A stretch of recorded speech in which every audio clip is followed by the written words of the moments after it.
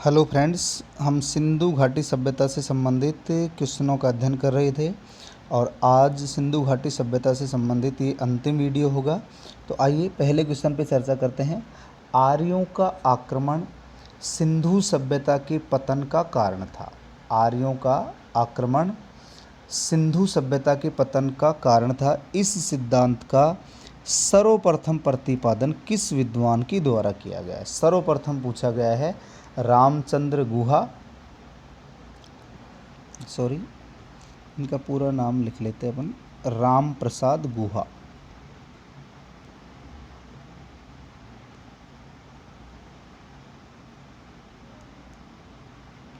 राम प्रसाद गुहा, Stuart Piggott, Gordon child और Mortimer wheeler. तो चार नाम है हमारे सामने, चार नाम हैं। तो इनके अनुसार यानी अब इनमें से हमें देखना है कि सबसे पहले किस विद्वान के द्वारा ये प्रतिपादित किया गया था कि आर्यों का आक्रमण सिंधु सभ्यता के पतन का कारण था। तो इसका सही जवाब होगा राम प्रसाद गुहा। सही जवाब क्या होगा? राम प्रसाद गुहा। फिर मैंने गुहा लिख दिया है, राम प्रसाद चंद्रा।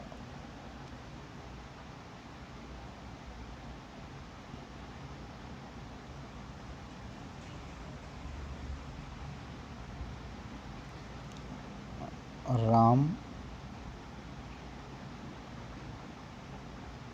प्रसाद चंद्रा। ध्यान रखना है, इसका सही जवाब क्या होगा? राम प्रसाद चंद्रा। यद्यपि स्टुअर्ट पिगट, गॉर्डन चाइल्ड और मार्टिमर व्हीलर इन्होंने भी आर्यों के आक्रमण को सिंधु सभ्यता के पतन का कारण बताया है। ध्यान रखना है, Stuart Piggott, Gordon Childe, Mortimer Wheeler. Wheeler ने तो सिंधु सभ्यता के पतन का कारण किसको उत्तरदायी या किसको दोषी बताया है? इंद्र को उत्तरदायी बताया है। सिंधु सभ्यता के पतन में इंद्र को दोषी माना है या उत्तरदायी माना है। सिंधु सभ्यता के पतन में किसको दोषी या उत्तरदायी माना है? इंद्र को। तो इसका सही जवाब हो जाएगा राम प्रसाद चंद्रा।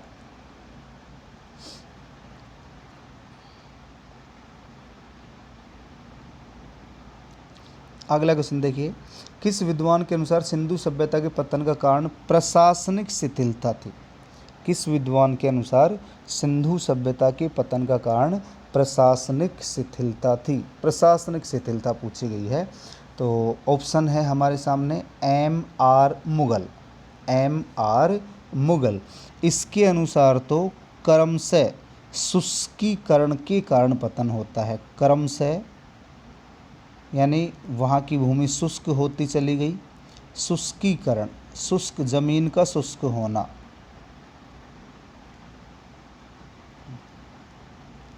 क्रमशः जमीन का शुष्कीकरण होना, ये सिंधु सभ्यता का पतन का कारण बताता है। फेयर सर्विस, फेयर सर्विस की यदि हम बात करें, इसके अनुसार पारिस्थितिकी असंतुलन, पारिस्थितिकी असंतुलन, पारिस्थितिकी असंतुलन सिंधु सभ्यता के पतन का कारण था।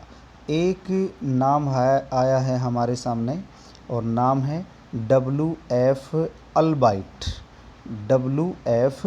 अल्बाइट, इन्होंने नया ही कारण बताया है और इनके अनुसार व्यापारिक गतिरोध, व्यापारिक गतिरोध सिंधु सभ्यता के पतन का कारण था। तो M.R. मुगल तो क्रम से भूमि का शुष्क होना, फेयर सर्विस पारिस्थितिकी असंतुलन, फेयर सर्विस पारिस्थितिकी असंतुलन, W.F. अल्बाइट के अनुसार व्यापारिक गतिरोध और लास्ट बचता है sir John Marshall. Sir John martial. तो ध्यान रखना है, किस विद्वान के अनुसार सिंधु सभ्यता के पतन का कारण प्रशासनिक शिथिलता थी? तो इसका सही जवाब हो जाएगा सर जॉन मार्शल।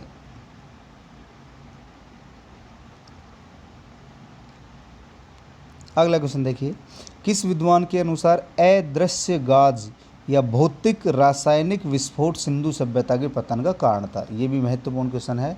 किस विद्वान के अनुसार अदृश्य गाज अथवा रासायनिक विस्फोट सिंधु सभ्यता के पतन का कारण था?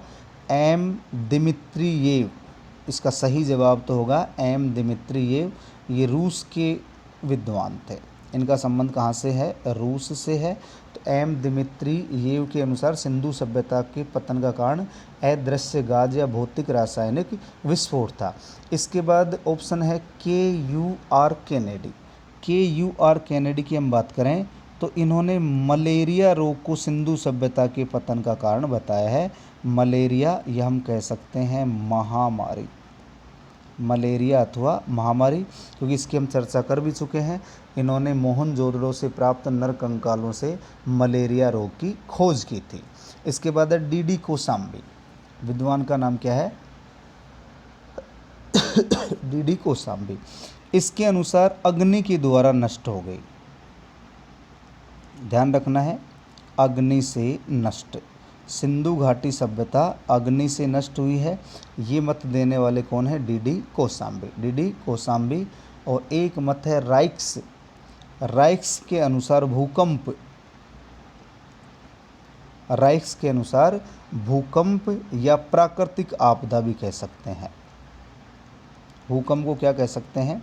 प्राकृतिक आपदा। तो रासायनिक विस्फोट या अदृश्य गाज एम दिमित्रियेव केनेडी, मलेरिया महामारी, DD कोसाम्बी अग्नि से नष्ट होना बताया है, और राइक्स के अनुसार भूकंप या प्राकृतिक आपदा। तो इसका सही जवाब हो जाएगा ए।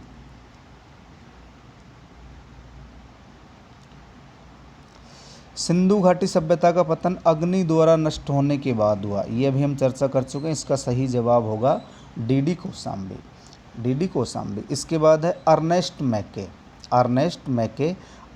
मैके की यदि हम बात करें, इन्होंने बाढ़ अथवा प्राकृतिक आपदा को पतन का कारण बताया है। बाढ़ अथवा प्राकृतिक आपदा।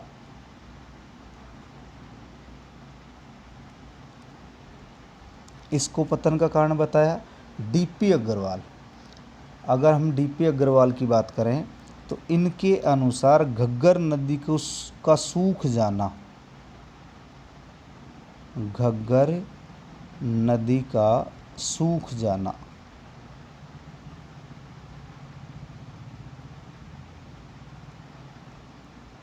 घग्गर नदी का सूख जाना पतन का कारण था। और ये जो मत है, इसी मत का समर्थन कौन करता है? अमलानंद घोष। इसी मत का समर्थन किसने किया है? अमलानंद घोष ने। और ऑप्शन अमलानंद घोष दे रखा है। यद्यपि अमलानंद घोष के अनुसार जलवायु परिवर्तन भी पतन का कारण था। जलवायु परिवर्तन। तो अमलानंद घोष के अनुसार घग्गर नदी का सूखना, जलवायु परिवर्तन, ये पतन के कारण थे।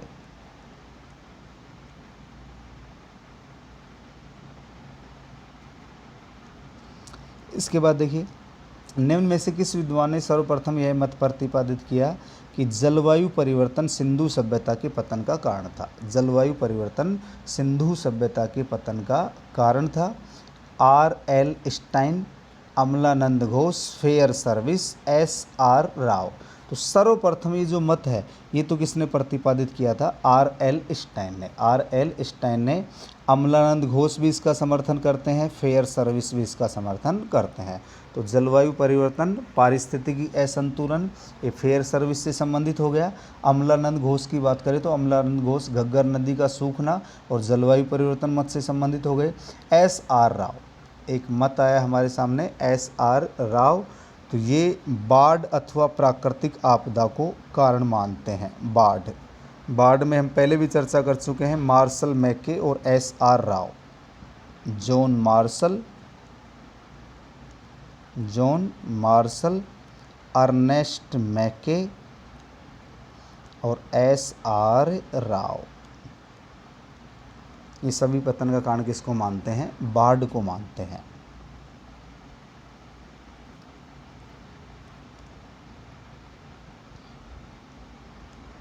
आर्यों का आक्रमण सिंधु सभ्यता के पतन का कारण था, इस सिद्धांत का सर्वप्रथम खंडन भी कर दिया गया है।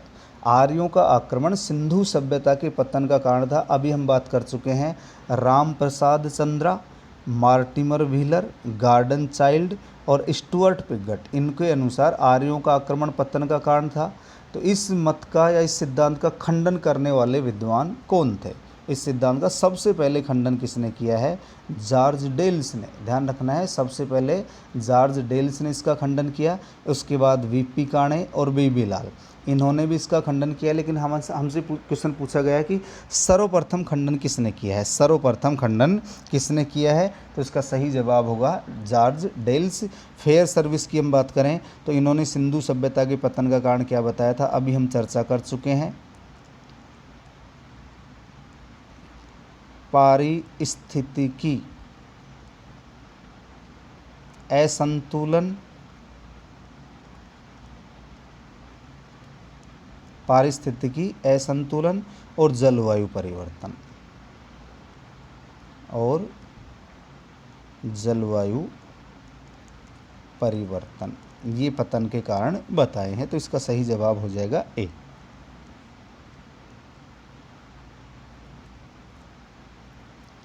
इसके बाद देखिए अगला क्वेश्चन है Mohenjodaro and the Indus civilisation. पुस्तक का नाम है Mohenjodaro and the Indus civilisation. पुस्तक की रचना किसके द्वारा की गई? तो इसका सही जवाब होगा sir John Marshall. Sir John Marshall, sir John Marshall के द्वारा कौन सी पुस्तक लिखी गई? Mohenjodaro and the Indus civilisation. ये पुस्तक किसके द्वारा लिखी गई है? किसके द्वारा लिखी गई है? सर जॉन मार्शल के द्वारा। अर्नेस्ट मैके की यदि हम बात करें, अर्नेस्ट मैके ने किताब लिखी है further x, further x questions,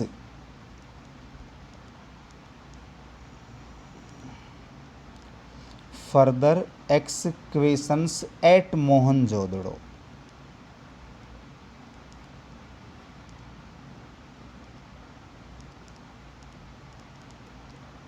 तो ये किताब किसने लिखी है? अर्नेस्ट मैके ने। तो सर जॉन मार्शल की पुस्तक का नाम क्या है? Mohenjodaro and the Indus civilisation. Ernest Mackay further excavations at Mohenjodaro, excavations at Mohenjodaro.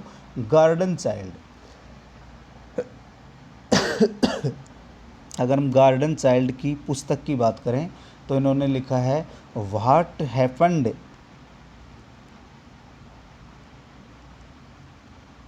What happened in history।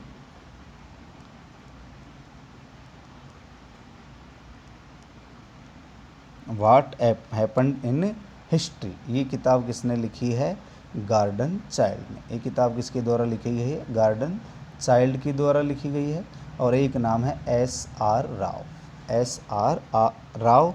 इन्होंने एक किताब लिखी है, उसका नाम है the story of Indian archaeology, the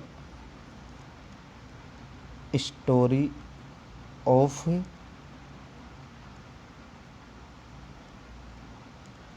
Indian archaeology.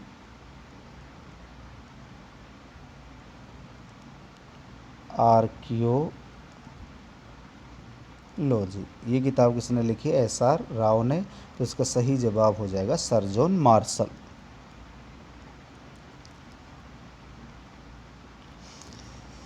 Next question है ए सर्वे ऑफ है यहाँ, a survey of ancient sites along the lost Saraswati river, a survey of ancient sites along the lost Saraswati river। ये जो पुस्तक है, ये पुस्तक किसके द्वारा लिखी गई है? Aurel Stein, Fairservis, S.R. Rao और अर्नेस्ट मैके। अर्नेस्ट मैके। तो इसका सही जवाब होगा ऑरेल स्टेन। सही जवाब क्या होगा? A survey of ancient sites along the lost Saraswati river. इस पुस्तक की रचना किसके द्वारा की गई थी? ओरेल स्टेन के द्वारा की गई थी, ओरेल स्टेन के द्वारा। फेयर सर्विस की किताब की यदि हम बात करें, रूट्स ऑफ एंशियंट इंडिया लिखी है। इसने कौन सी किताब लिखी है?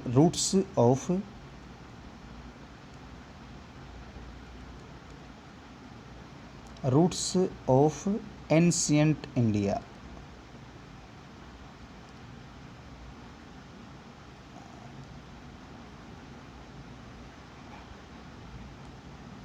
Ancient India.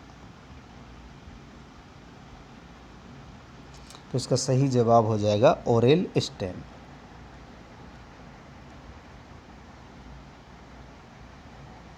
इसके बाद अगली क्वेश्चन है, the early Indus civilisation. The early Indus civilisation, early Indus civilisation पुस्तक की रचना किसके द्वारा की गई है? ये पुस्तक मार्टिमर व्हीलर के द्वारा लिखी गई है। ये पुस्तक किसने लिखी है? Mortimer wheeler. स्टुअर्ट पिगट की यदि हम बात करें, स्टुअर्ट पिगट ने एक पुस्तक लिखी जिसका नाम है pre historic India. Pre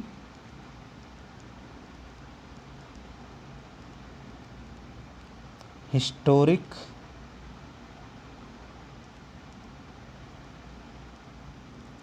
India. तो स्टुअर्ट पिगट की pre historic India, pre historic India Stuart Piggott की पुस्तक है। अमलानंद घोष इन्होंने एक पुस्तक लिखी है, the Rajputana desert, the Rajputana desert, the Rajputana desert. और भगवान सिंह की यदि हम बात करें, इन्होंने किताब लिखी है दी वैदिक हरप्पन्स, वैदिक हरप्पन्स। तो भगवान सिंह ने कौन सी किताब लिखी है? दी वैदिक हरप्पन्स। अमलानंद घोष ने दी राजपूताना डेजर्ट। और स्टुअर्ट पिगट की किताब का नाम क्या है? Pre historic India. और द अर्ली इंडस सिविलाइजेशन ये किसने लिखी है? मार्टिमर व्हीलर ने, मार्टिमर व्हीलर ने। इसके बाद अगला क्वेश्चन है,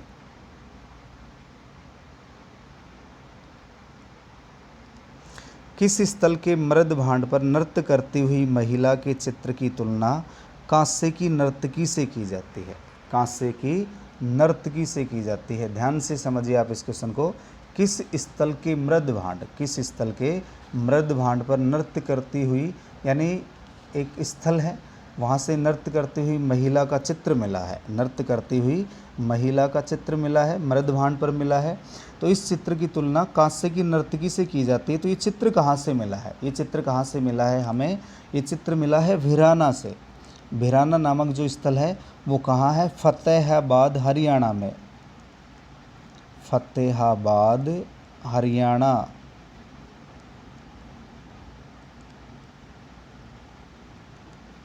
फतेहाबाद हरियाणा। तरखान वाला डेरा यदि हम इसकी बात करें, ये अनूपगढ़ गंगानगर में स्थित है। अनूपगढ़ गंगानगर में स्थित है। जूनी कुरान, जूनी कुरान। तो जूनी कुरान जो स्थल है वो कच्छ गुजरात में स्थित है, कच्छ गुजरात में। और जूना खटिया ये भी गुजरात में स्थित है। यद्यपि ये तो सिंधु सभ्यता का खोजा गया नवीनतम स्थल है। सिंधु सभ्यता का खोजा गया नवीनतम स्थल तो कौन सा है? जूना खटिया। नवीनतम स्थल कौन सा है? जूना खटिया।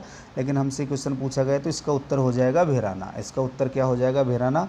और हमें ध्यान रखना है जो तीनों स्थल हैं, ये तीनों स्थल अभी हाल ही में खोजे गए हैं। यानी इन तीनों स्थलों की बात करें तो इनका जो उत्खनन है वो 2003-2004 में हुआ है। भिराना, तरखान वाला डेरा जो अनूपगढ़ में है, जूनी कुरान जो कच्छ गुजरात में है, तीनों का उत्खनन कब होता है? 2003-4 में होता है। सही जवाब हो जाएगा भिराना। अगला क्वेश्चन है,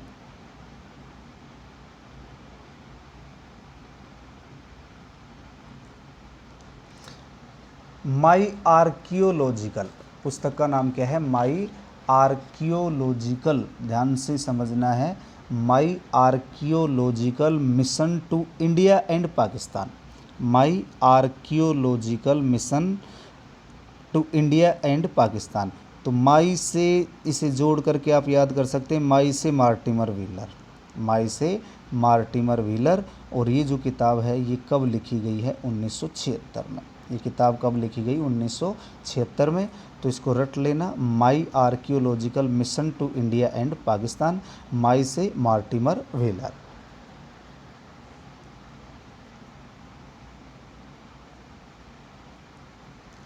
इसके बाद अगला क्वेश्चन है, सिंधु घाटी सभ्यता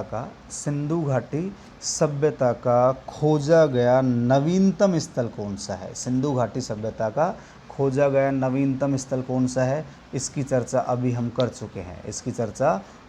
चुके हैं। इसका सही जवाब होगा जूना खटिया। सही जवाब क्या होगा? ये जूनी खटिया लिख दिया है, जूना खटिया है। और ये कहाँ स्थित है? कच्छ जिले के लखपत से लगभग 30 किलोमीटर दूर। कच्छ जिला,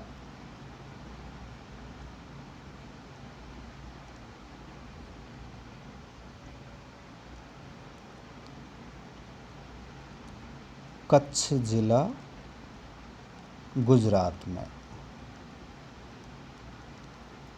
तो ध्यान रखना है, सिंधु सभ्यता का खोजा गया नवीनतम स्थल कौन सा है? जूना खटिया, जो कहाँ है? कच्छ जिला गुजरात में। और यहाँ अगर हम बात करें, 16 हेक्टेयर में उत्खनन किया गया है। 16 हेक्टेयर में इसका उत्खनन किया गया है।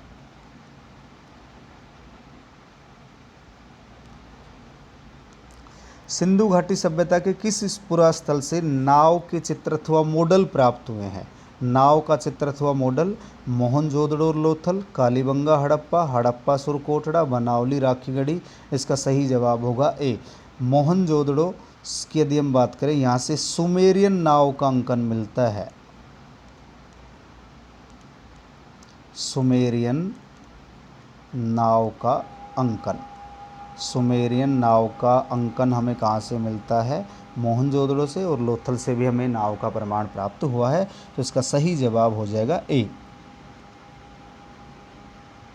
इसके बाद देखिए,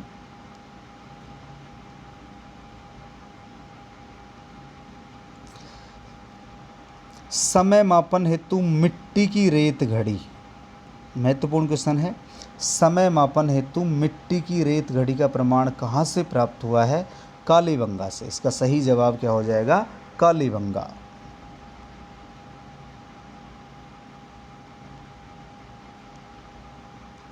किस पशु के अवशेष पूछ रहा है? ध्यान से समझना है। किस पशु के अवशेष सिंधु घाटी सभ्यता से प्राप्त नहीं हुए हैं? सिंधु घाटी से अवशेष पूछे गए हैं, ध्यान रखना है। यद्यपि हम बात करें, यहाँ के निवासी घोड़े से परिचित नहीं थे, घोड़े से परिचित नहीं थे, लेकिन घोड़े के अवशेष मिले हैं, गाय के अवशेष मिले हैं, हाथी के अवशेष मिले हैं, शेर के अवशेष नहीं मिले। तो इसका सही जवाब हो जाएगा ए, शेर से परिचित अवशेष नहीं मिले हैं।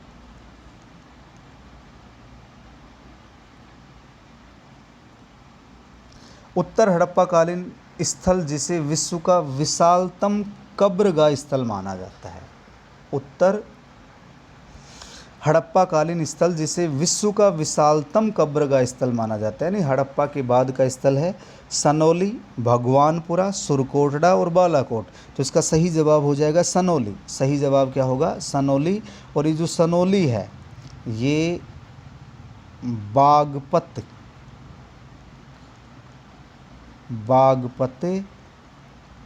यूपी में स्थित है। बागपत यूपी में स्थित है, ध्यान रखना है।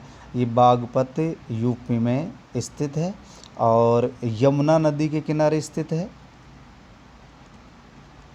कौन सी नदी के किनारे स्थित है? यमुना नदी के किनारे। और इसका जो समय है वो माना जाता है 2200 से 1800 ईसा पूर्व या BC। 2200 से 1800 BC इसका समय माना जाता है। और यहाँ से कुल 116 कब्र प्राप्त हुई हैं। तो विश्व का विशालतम कब्रगाह इसे माना जाता है।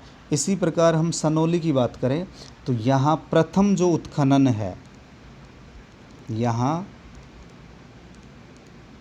प्रथम उत्खनन DV शर्मा के द्वारा किया गया था।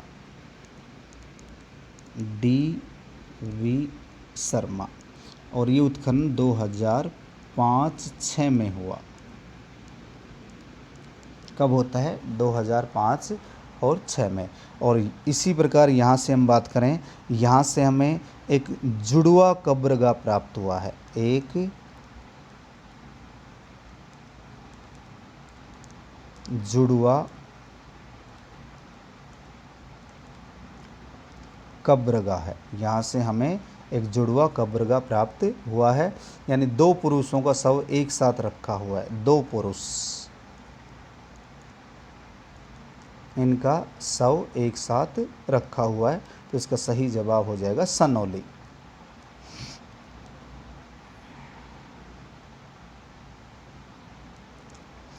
निम्न में से किस एक स्थान पर सिंधु घाटी सभ्यता से संबंधित विख्यात वृषभ मुद्रा प्राप्त हुई है? वृषभ मुद्रा प्राप्त हुई है। तो इसका सही जवाब होगा हड़प्पा। इसका सही जवाब क्या होगा? हड़प्पा। और ये वृषभ मुद्रा एक अंग्रेज से 1853 में कनिंघम को प्राप्त होती है। किसको प्राप्त होती है? कनिंघम। लेकिन कनिंघम ने इसे विदेशी सील बता दिया। कनिंघम ने इसे क्या बताया था? विदेशी सील यानी मोहर।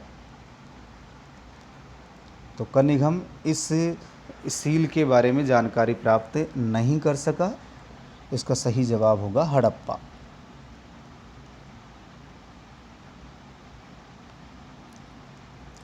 कनिंघम किस वर्ष भारतीय पुरातात्विक सर्वेक्षण के प्रथम डायरेक्टर जनरल के रूप में हड़प्पा गए थे?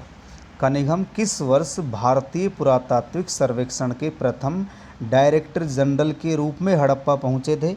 53, 56, 72। तो सही जवाब तो होगा इसका 72। 53 में भी वो गए थे और 56 में भी गए थे। यानी हड़प्पा में कुल कितनी बार गए थे? 3 बार गए थे। ये ध्यान रखना है। कनिंघम हड़प्पा में कुल कितनी बार गए? 3 बार। सर्वप्रथम 1853 में, उसके बाद 1856 में, और भारतीय पुरातात्विक सर्वेक्षण के प्रथम डायरेक्टर जनरल के रूप में कब जाते हैं? 1872 में।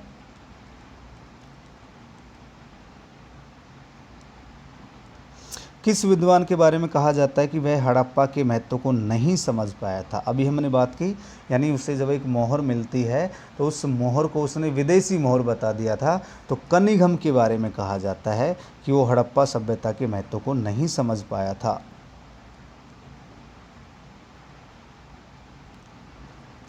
दधेरी एक उत्तर हड़प्पाकालीन स्थल या परवर्ती हड़प्पाकालीन स्थल है? दधेरी एक उत्तर हड़प्पाकालीन या परवर्ती हड़प्पाकालीन? तो दधेरी स्थल कहाँ स्थित है? पंजाब में। कहाँ स्थित है? पंजाब में।